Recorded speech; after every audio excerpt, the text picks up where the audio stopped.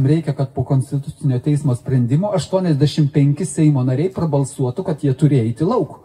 Ir mes esam visiškai beginkliai.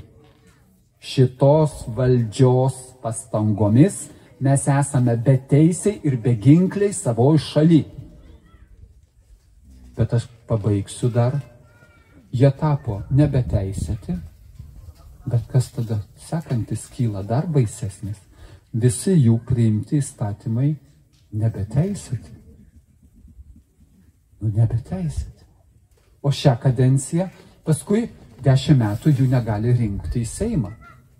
Bet jų didžiąją daugumą išrinko į naują Seimą, o šitas Seimas man gerai, grynumo prasme ir išaiškinimo prasme, man gerai pasakyti, iliustruoti, kad šitas Seimas, 84 Seimo nariai vėl sulaužė Konstituciją. Ir aš tada pasiremiu ne savim, o Žalimu, kurio aš negerbiu. Bet jis profesorius, Konstitucinio teismo pirmininkas ir jis prieš balsuojant Seimui, ten buvo signatarai, sakė, ką jūs darot. O čia jis sakė Seimui, ką jūs darot. Atvirai antikonstitucinį įstatymą priėmat. Priėmė. Praėjo 1,5 metų, Konstitucinis teismas patvirtino. Taip, sulaužyta Konstitucija. Ir tada, kai pradėjo dar Žalimas apie tai, viešai prieš balsavimą pranešė. Nusispjauti. Traukinys eina taip, kaip užplanuotas. Kai Konstitucinis teismas patvirtino, reikia vaidinti muilo operą, kas kaltas, kažkodėl atsakingas ir taip toliau. Ir tada Žalimas, man tinka jo pavyzdys. Jisai antrą kartą rašo straipsnius, ką jūs čia vaidinat, visi žinojote, kad antikonstitucinį priemat įstatymą, tai kam dabar Bilotaitę kaltinat ar dar kokį ministrą? Ir šitie išdavikai mūsų valdžioje toliau gyvuoja, o mes esam beteisiai. Jie dar ir gyvuotų toliau, bet dabar geopolitinė situacija yra tokia, kad pavojus Lietuvos žmonių ir valstybės egzistavimui su šita valdžia. Kaip Ukrainos žmonės į mirtį siunčia, ne amerikiečiai, jų vietinė valdžia išrinkta. Jie siunčia į mirtį. Jie liepia gaudyti kareivius ir į frontą.